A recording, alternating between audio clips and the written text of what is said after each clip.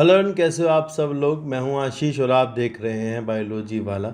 तो भैया हम जो है अपने चैनल पर एनसीईआरटी बायोलॉजी को पढ़ा रहे हैं और भी अन्य बहुत सारी वीडियोस मैं आपको प्रोवाइड कराता रहूँगा।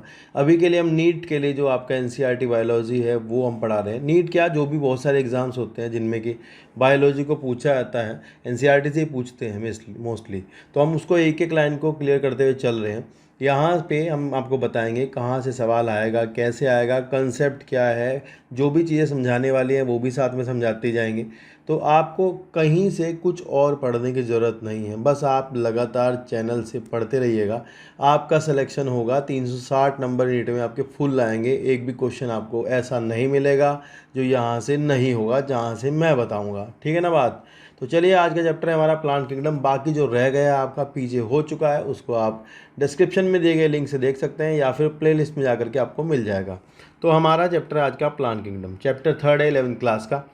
भैया प्लांट किंगडम में यहाँ पे सबसे पहली लाइन लिखी हुई है कि in the previous chapter we looked at the broad classification of living organism under the system proposed by the Whittaker. आपको पता है, यहाँ से ये ईयर याद कर लेना।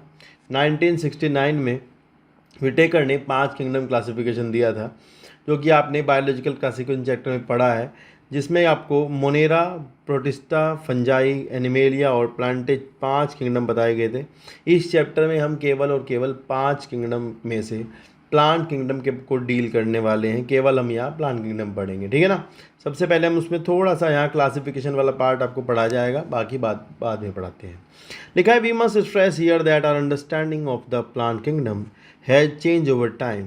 Fungi and members of the Monera and Protista having cell walls have now been excluded from Plantae. तो लीनियस का जो क्लासिफिकेशन था, 2 किंगडम क्लासिफिकेशन, उसमें लीनियस ने एनिमल और प्लांट के लिए किंगडम बनाए थे, जिसमें उन्होंने सेल वॉल को मान लो कैरेक्टर रखा था, और सेल वॉल के कैरेक्टर के आधार पर जो मोनेरा थे वो भी, फंजाई भी, प्रोटिस्टा भी, सब प्लांट में रख दिए थे, जबकि प्लांट में आने नहीं थे क्योंकि सबकी सेल वॉल अलग अलग कंपाउंड की बनी हुई होती है। तो ये कह रहे हैं कि भाई अभी जो है वो 5 किंगडम क्लासिफिकेशन में सबको प्लांटी से निकाल लिया गया था, जबकि ये पहले एक ही किंगडम में रखे गए थे। सो द साइनोबैक्टीरिया यानी ब्लू ग्रीन एल्गी, जो पहले एल्गी थे, आज की तारीख में वो ब्लू ग्रीन एल्गी हैं और एल्गी नहीं है। In this chapter we will describe algae, bryophyta, pteridophyta, gymnosperm and angiosperm. Main जो 5 कैटेगरी हैं प्लांट की, उसको हम यहाँ डील करेंगे। यहाँ सबसे पहले क्लासिफिकेशन की बात हो रही है। वो भी ध्यान रखने वाली बात यह है बाबू, क्लासिफिकेशन की जो बात हो रही है वो केवल और केवल एंजियोस्पर्मिक क्लासिफिकेशन की यहाँ पर बात होगी, यानी एंजियोस्पर्म्स के क्लासिफिकेशन के बारे में थोड़ी बहुत बात होगी, ठीक है ना, बाकी के नहीं। तो यहाँ लिखा है पहली लाइन में, सवाल आपको ध्यान से मिल सकता है। ये जो पढ़ रहे हैं हम, विद इन एंजियोस्पर्म पढ़ रहे हैं, विद इन एंजियोस्पर्म पढ़ रहे हैं, ठीक है। To understand some of the concerns that influence the classification system. The earliest system of classification used only gross superficial morphological characters such as habit, color, number and shape of leaf. तो ये कह रहे भाई पहले वाले जो classification system थे, शुरुआत जब हुई थी तो उस समय पर केवल मॉर्फोलॉजी देख करके, सामान्य से लक्षण देख करके, सामने से देख करके, कैरेक्टर्स को देख करके क्लासीफाई कर दिया जाता था। And they were based mainly on vegetative characters और on the androecium structure like Linnaeus. तो यार यहाँ से एक सवाल बनता है कि भैया लीनियस का जो क्लासिफिकेशन सिस्टम था एंजियोस्पर्म्स के लिए, वो किस पर बेस्ड था। तो मैं आपको थोड़ी सी जानकारी देता हुआ चलता हूँ। ऐसा था कि लीनियस का जो एंजियोस्पर्म वाला क्लासिफिकेशन था, फॉर एंजियोस्पर्म दिया था जो क्लासिफिकेशन, उसमें लीनियस ने नंबर ऑफ स्टेमन और कार्पेल्स का यूज किया था, ठीक है, और लगभग 24 क्लासेस में बांटा था प्लांट को। और ये बात जो थी जेनेरा प्लांटेरम में पब्लिश की गई थी। ये बात कहाँ पब्लिश की थी? जेनेरा प्लांटेरम में पब्लिश की थी। सवाल इसका क्या बनता है, आपके पेपर में बन सकता है, सवाल पूछा जा सकता है कि किसका system sexual system of classification है।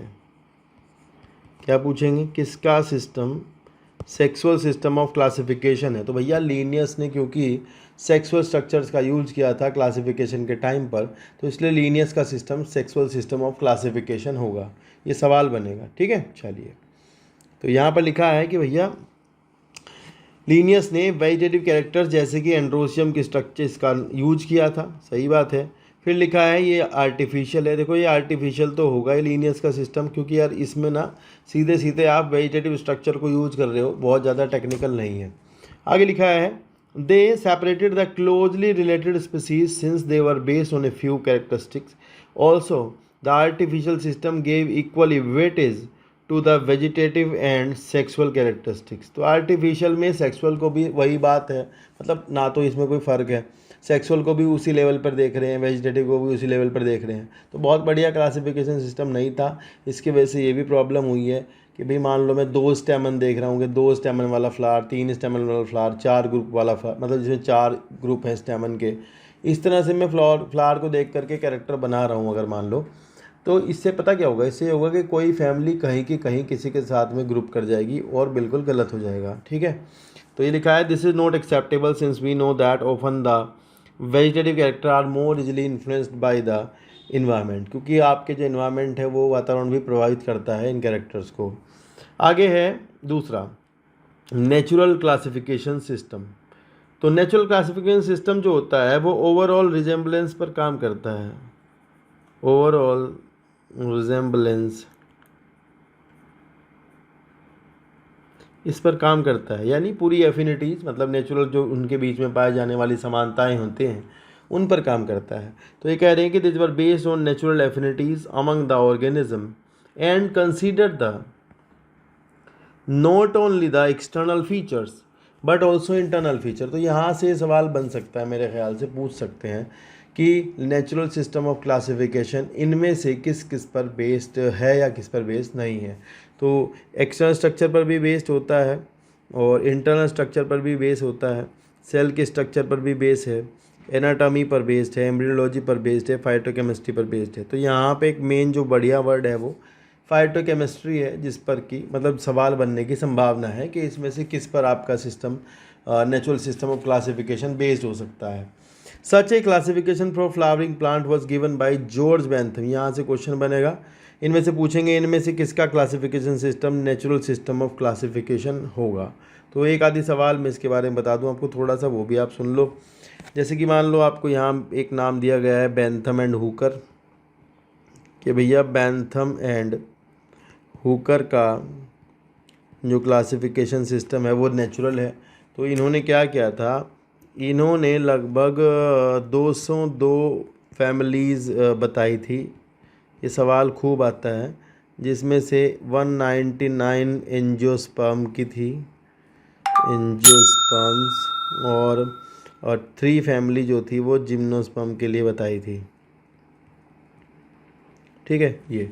और एक और बात आप नोट कर लेना अगर यहाँ करोगे तो, इन्होंने टोटल जो प्लांट्स हैं उनको 2 भागों में बांटा था। एक तो बांटे थे क्रिप्टोगैम्स,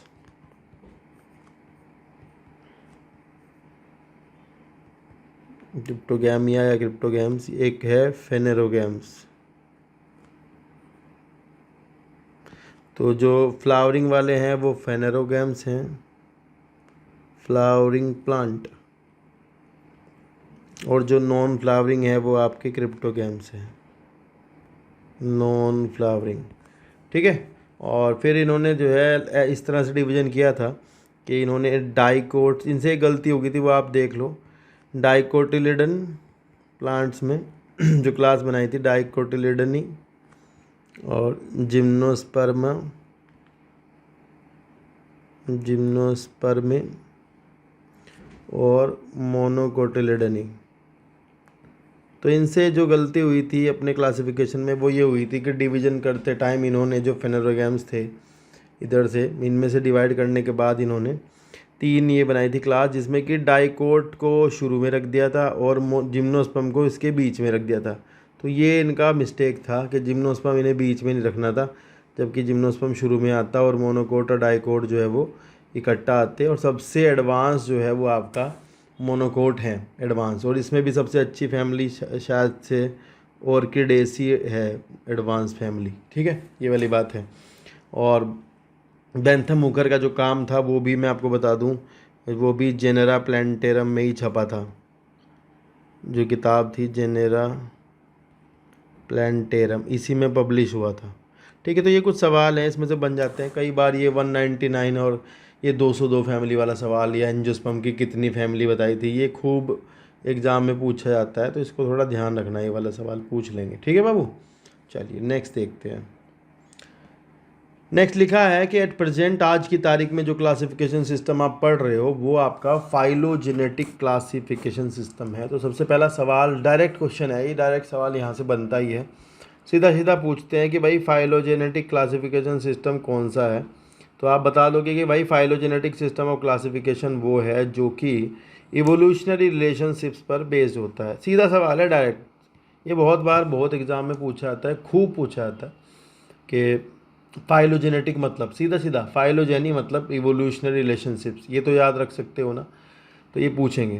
तो आज की तारीख में जो क्लासिफिकेशन सिस्टम है वो सारे के सारे आपके फाइलोजेनेटिक हैं, जिनमें कि मतलब इवोल्यूशनरी हिस्ट्री का बहुत ज़्यादा ध्यान रखा गया है, बाकी सभी कैरेक्टर्स का ध्यान रखा गया है, फाइटोकेमिस्ट्री का भी, action structure, inter structure, anatomy, ultra structure, सब बातों का ध्यान रखा गया है, पर मेन बात जो है वो इवोल्यूशनरी रिलेशनशिप्स का ध्यान रखना ही है, उसको ध्यान रखना। तो आपका क्वेश्चन डायरेक्ट बनेगा ये, फाइलोजेनेटिक सिस्टम किस पर बेस्ड होते हैं, इवोल्यूशनरी रिलेशनशिप पर बेस्ड होते हैं। यहाँ लिखा है कि this assumes that belonging organism belonging to the same taxa have a common ancestor. तो ठीक है, एक टैक्सा से बिलोंग करने वाले सभी ऑर्गेनिज्म का एक कॉमन एंसेस्टर होता है। And we now use information from many other sources to help to resolve difficulties in classification। तो भैया आज की तारीख में हम क्लासिफिकेशन के टाइम पर और बहुत सारी चीज़ों की उसमें मदद लेते हैं। वो क्या क्या है, उससे पहले आपको कुछ थोड़ी जानकारी मैं देता हुआ चलता हूँ, जो कि फाइलोजेनेटिक सिस्टम क्लासिफिकेशन के लिए है। यहाँ से एक सवाल ये बन सकते हैं, इनमें से किसका क्लासिफिकेशन फाइलोजेनेटिक है। तो कुछ नाम मैं आपको नोट कर रहा हूँ, इनको नोट कर लेना। एक्लर, इनका भी क्लासिफिकेशन जो है वो फाइलोजेनेटिक था। एक आप नाम नोट कर लो, एंगलर एंड स्पेलिंग देख लेना थोड़ा, एंगलर एंड प्रेंटल, इनका भी था क्लासिफिकेशन। और एक है आपके हचिनसन, और एक है आपके वो क्या नाम है उनका, तख्ताजान। तो ये कुछ नाम हैं जो कि आपके फाइलोजेनेटिक सिस्टम ऑफ क्लासिफिकेशन के लिए जाने जाते हैं, और भी नाम है पर इनसे सवाल बनते हैं। तो जैसे ऊपर नाम दिया है बेंथम एंड हुकर का, तो यहाँ कुछ नाम याद कर लेना। इनकी एक किताब है जिसमें सब पब्लिश हुआ था, उसका नाम पूछते थे पहले, डाई नेचर लाइकेन पेफ्लेंजन फैमिलियन, ये थी, इसमें पब्लिश हुआ था। हचिनसन की भी किताब है फैमिलीज ऑफ फ्लावरिंग प्लांट, ठीक है। तो यहाँ से आपसे सवाल बनेगा, जो वो मैं तो जानता हूँ यही सवाल बनता है कि इनमें से किसका क्लासिफिकेशन फाइलोजेनेटिक है, ये बन जाता है बस। तो नाम बस याद रखना, ज़्यादा नाम पे ध्यान देना, ज़्यादा ध्यान इसी पे देना किसका है, ठीक है।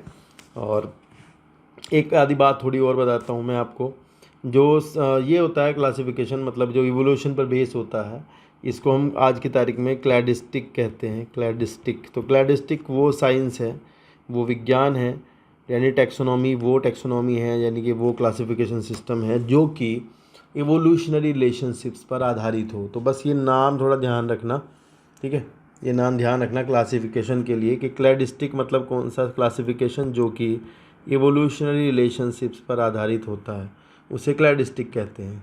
एक सवाल और आता है कभी कभी, क्लैडोग्राम, तो आपको सीधा सीधा मिलेगा इवोल्यूशनरी रिलेशनशिप्स पर आधारित ट्री, या फिर हम कह सकते हैं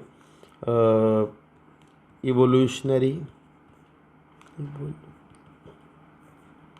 ट्री, ठीक है। तो जब आप जो है इवोल्यूशन के आधार पर किसी भी फैमिली, किसी भी प्लांट का जो पिछला रिकॉर्ड है उसके एंसेस्टर्स के आधार पर उसका एक चार्ट बनाओगे, तो आपको एक डायग्राम बन जाएगा आपके सामने, एक फैमिली ट्री टाइप का बन जाएगा, that is called as the cladogram. तो इसका भी सवाल आता है, लिखा रहता है graphical representation of species according to evolutionary relationships, तो उसे हम कहते हैं क्लैडोग्राम। तो ये 2 क्वेश्चन आपको यहाँ से मिल जाएंगे, इन पे ध्यान देना, कभी कभी आ जाते हैं, ठीक है। तो अभी हम देखते हैं कि भाई यहाँ क्या लिखा है। यहाँ लिखा है कि क्लासिफिकेशन सिस्टम को कुछ और चीज़ें जो हैं, फाइलोजेनेटिक क्लासिफिकेशन सिस्टम जो है उसको बहुत सारी चीज़ें जो है वो सपोर्ट करती हैं, मदद करती हैं उसकी, जिससे कि अच्छे से क्लासिफिकेशन हो सके।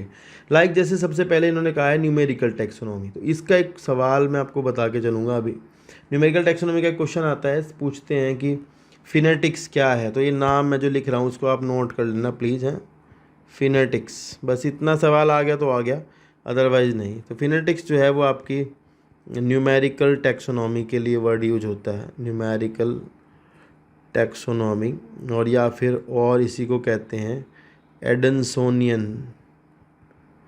टैक्सोनॉमी। ये तो ये 2 नाम हैं, इन पे आ जाता है क्वेश्चन। डायरेक्ट सवाल आएगा फिनेटिक्स क्या है, तो आपका आंसर होगा न्यूमेरिकल टैक्सोनॉमी कर देना, ठीक है। चलिए नेक्स्ट लिखा हुआ है कि which is now easily carried out using computers. तो आज की तारीख में इन्होंने क्या किया है, इन्होंने हर एक टैक्सा के लिए, लाइक फैमिली के लिए, ऑर्डर के लिए, क्लास के लिए, जब सब के लिए इन्होंने कुछ कैरेक्टर्स को कुछ कोड्स के रूप में असाइन करके कंप्यूटर में डाल दिया है। तो जैसे आप नया प्लांट कोई डिस्कवर करोगे तो आप अब अगर कंप्यूटर में उसके कैरेक्टर्स को डाल लोगे तो कंप्यूटर आपको बता देगा कि भाई ये किस टैक्सों में जाएगा, किस टैक्सोन में जाएगा, किस फैमिली से बिलोंग करता है, किस क्लास से बिलोंग करता है। ये वाली बात समझ लेना, ठीक है। तो ये किसका काम है, ये काम ये है कंप्यूटर का। तो कंप्यूटर में ऐसे कैरेक्टर्स को, कोड को असाइन कर दिया पहले ही, तो आसान हो जाता है क्लासिफिकेशन। ये ऐसा नहीं कि ढूंढते फिर रहे हैं भाई कि भाई किसके साथ फिट बैठाएं, इसको बैठ नहीं रहा है, ये वाली बात। तो यहाँ लिखा है कि भाई number and codes are assigned to all the characters and the data then processed in this way. Each character is given to the equal importance at the same time. Hundreds of characters can be considered. तो 100 character या ज़्यादा भी एक बार में देखे जा सकते हैं। एक और चीज़ जो मदद करती है जो है साइटोटैक्सोनॉमी, जिसमें कि ध्यान रखना है आपको, क्रोमोसोम नंबर का, स्ट्रक्चर का, बिहेवियर का पता किया जाता है, मतलब मैच किया जाता है। ये सवाल डायरेक्ट आता है, इसमें आप क्रोमोटैक्सोनॉमी नहीं चुन लेंगे, क्रोमोटैक्सोनॉमी कुछ नहीं है। तो साइटोटैक्सोनॉमी में क्रोमोसोम नंबर, बिहेवियर और स्ट्रक्चर को देख रहे हैं, मतलब मैच करते हैं जब आप किसी का ग्रुपिंग बना रहे होते हैं उस समय पे। नेक्स्ट है last and chemotaxonomy. Chemotaxonomy that use the chemical constituents of the plant to resolve confusions are also used by the taxonomy these days. तो आज की तारीख में इस बात का भी ध्यान रखते हैं कि भैया केमिकल कौन से प्लांट में कौन सा पाया जाता है, तो उसी के आधार पर ग्रुप बना देते हैं। लाइक एक जैसा केमिकल मिलता हो तो ग्रुपिंग करने में थोड़ा आसानी होती है, ये वाली बात है, ठीक है। तो ये था क्लासिफिकेशन वाला पार्ट, इसका शुरुआती पार्ट थोड़ा सा था, ज़्यादा कुछ है नहीं। इसके बाद जो अगला चीज़ शुरू होती है दैट इज़ द एल्गी, और फिर बाद में ब्रायोफाइटा, टेरिडोफाइटा, जिम्नोस्पर्म, इस तरह से चलेगा। तो पहले जो है एल्गी हम पढ़ेंगे। शुरुआत में एल्गी के लिए कॉमन चीज़ें हैं, एल्गी का जो कॉमन कैरेक्टरिस्टिक्स हैं वो दिए गए हैं। उसके बाद एल्गी की इकोनॉमिक इम्पोर्टेंस दी गई है, उसके बाद एल्गी की क्लासेस दी गई हैं। तो पहले हम एल्गी के कॉमन कैरेक्टर और इकोनॉमिक इम्पोर्टेंस को इसी वीडियो में कवर कर लेंगे, ठीक है। चलिए हेडिंग है एल्गी। तो एल्गी जो है आपको पता है सबसे सिंपल प्लांट है, और इवोल्यूशनरी भी सबसे पहले प्लांट जो है वो आपके एल्गी ही हैं। उसके बाद आपके ब्रायोफाइटा आएंगे।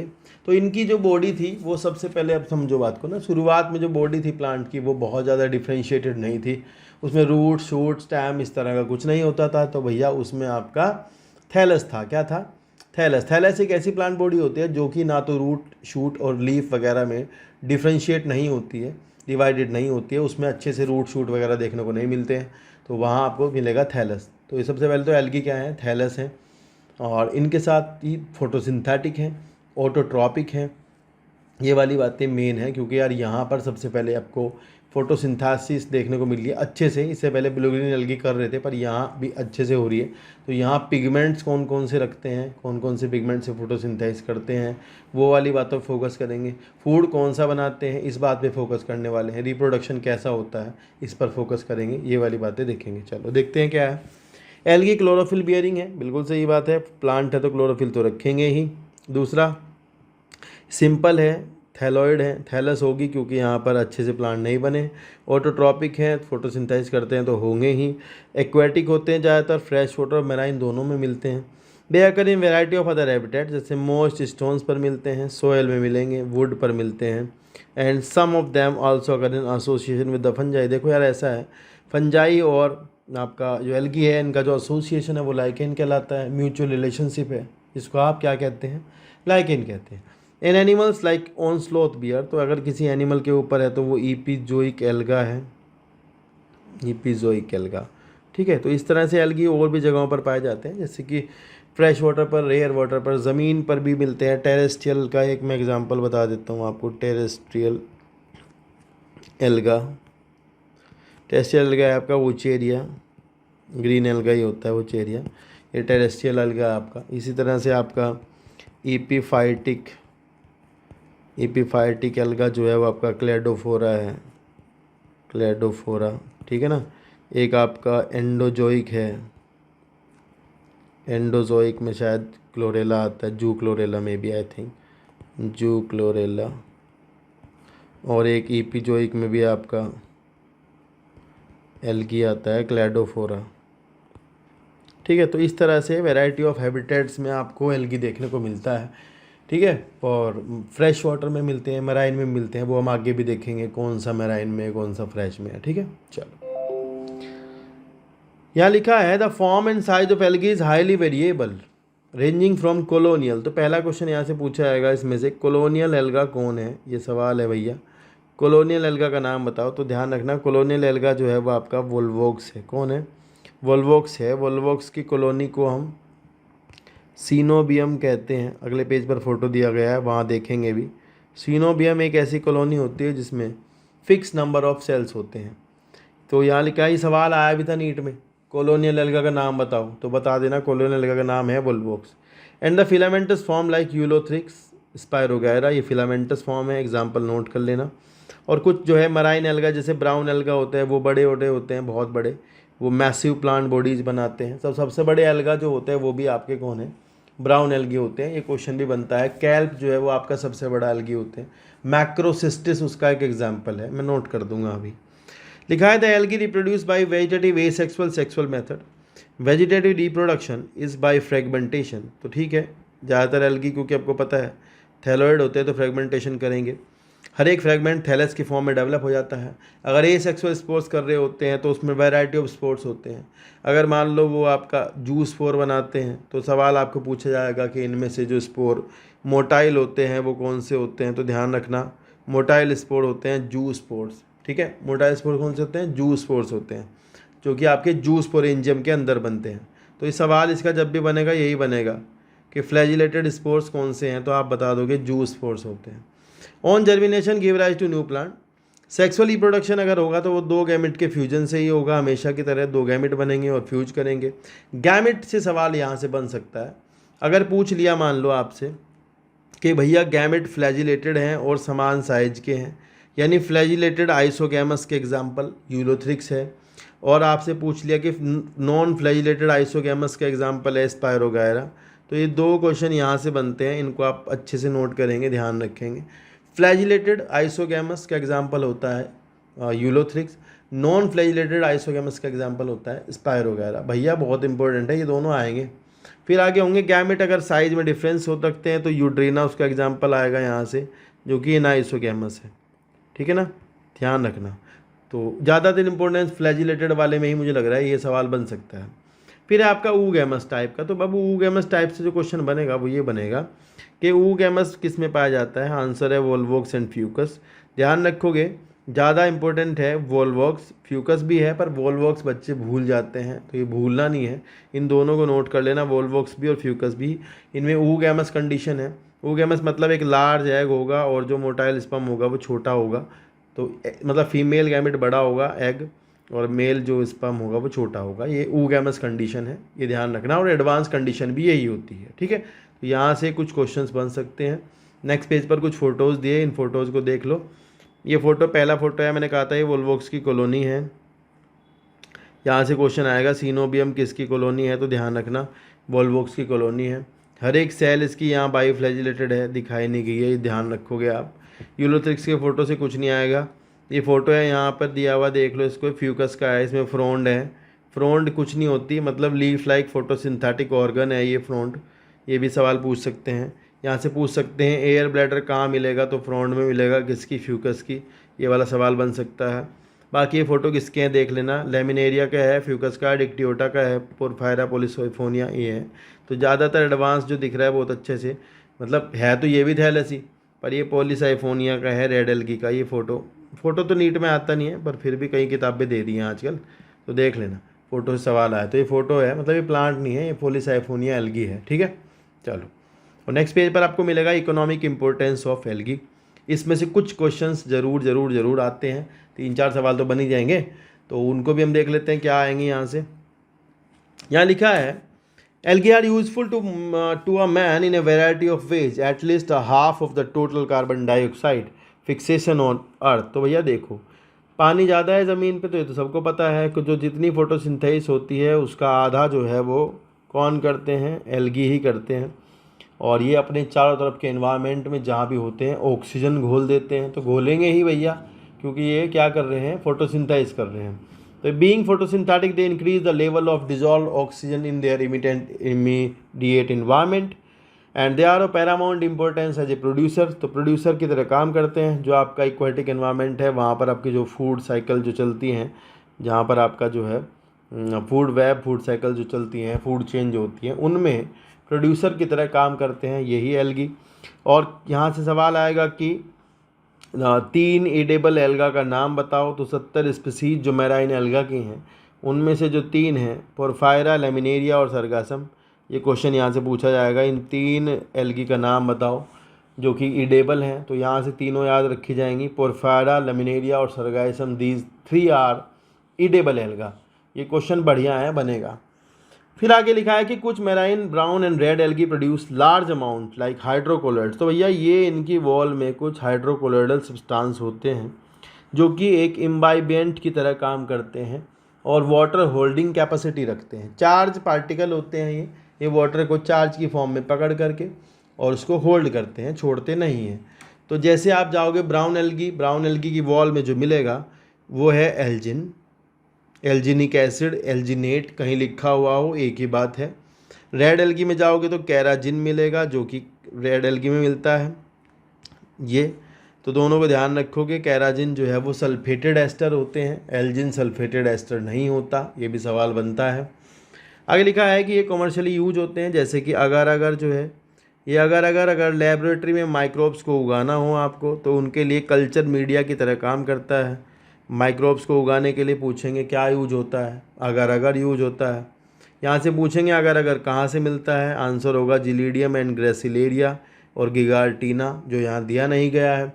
3 रेड एल्गी हैं, जिलीडियम, ग्रेसिलेरिया और गिगार्टीना, तीनों से आपका अगर मिलता है। सी वीड्स हैं, रेड एल्गी हैं, और इनसे आपको क्या निकलता है, इनसे आपको निकलता है अगर। तो सवाल ये बहुत अच्छे से ध्यान रखना कि अगर आइसक्रीम्स और जेली बनाने के काम भी आता है, पर अगर जो है लेबोरेटरी में बैक्टीरिया को कल्चर करने के लिए, ग्रो करने के लिए यूज किया जाता है। आगे लिखा है क्लोरेला जो सिंगल सेल प्रोटीन की तरह काम करता है, ये याद रखोगे ये भी सवाल। क्लोरेला एक सिंगल सेल प्रोटीन है और इसको जो है अंतरिक्ष यात्री जो है प्रोटीन रिच सोर्स की तरह यूज करते हैं स्पेस में ले जाने के लिए, ठीक है। एक और सवाल यहाँ से आ सकता है, स्पाइरुलिना, ये एक ब्लू ग्रीन एल्गी है और ये भी आपका सिंगल सेल प्रोटीन है, ये ज़रूर ध्यान रखना। क्लोरेला एल्गी में आ रहा है और स्पाइरुलिना जो है वो ब्लू ग्रीन एल्गी में आता है, ठीक है बाबू। तो ये 2 सवाल यहाँ से बन सकते हैं। तो ये क्लोरेला को ध्यान रखना, क्लोरेला ग्रीन एल्गी है, सिंगल सेल है और ये फूड की तरह प्रोटीन, हाईली प्रोटीनिशियस चीज़ है ये, तो इसको यूज करते हैं खाने में। और यहाँ पर फिर लिखा है कि भाई एल्गी की क्लासेस जो है 3 क्लासेस में डिवाइड किया है, वैसे तो 11 क्लासेस हैं, यहाँ आपको 3 ही क्लासेस बताई हैं, क्लोरोफाइसी, फियोफाइसी और रोडोफाइसी, 3 क्लासेस में डिवाइड किया गया है। तो यहाँ तक का पार्ट हम जो है इसी वीडियो में रखते हैं। मेरे को लगता है कि आपको अच्छा लगा होगा और आपने जो है चीज़ों को ध्यान से सुना होगा, देखा होगा। पर जहाँ मैंने मार्क किया है, जो सवाल मैं बता रहा हूँ कि ये आएगा, तो वही क्वेश्चन नीट में आएगा, ये बात आप दिमाग में बैठा लेना। जितने भी लोग पढ़ रहे हैं, जितने भी लोग देख रहे हैं, उनके लिए बिल्कुल इम्पोर्टेंट है कि वो इसे ध्यान से पढ़ें। पेपर यहाँ से पूछा जाएगा, जब कुछ कंसेप्चुअल आएगा तो मैं आपको वो समझाऊंगा भी, कॉन्सेप्ट क्या है उसके पीछे का, वो भी आपको समझाता हुआ चलूँगा। तो अभी इसी वीडियो में यहीं तक का रोक के चलते हैं। नेक्स्ट वीडियो में आपको क्लोरोफाइसी से लेकर के रेडोडोफाइसी तक की क्लासेस मिलेंगी और आपको ब्रायोफाइटा भी शायद उसी वीडियो में मिल जाएगा। तो आप पहले की वीडियो नहीं देखी हो तो आप चैनल पर प्लेलिस्ट में जा करके देख सकते हैं, या फिर डिस्क्रिप्शन में उसका लिंक मिलेगा, मिल जाएंगी आपको वीडियोज़। और बाकी वीडियो आती रहेंगी लगातार चैनल पर, और आप बने रहना मेरे साथ, देखते रहना। Thank you so much for this and take care, bye bye, मिलते हैं नेक्स्ट वीडियो में।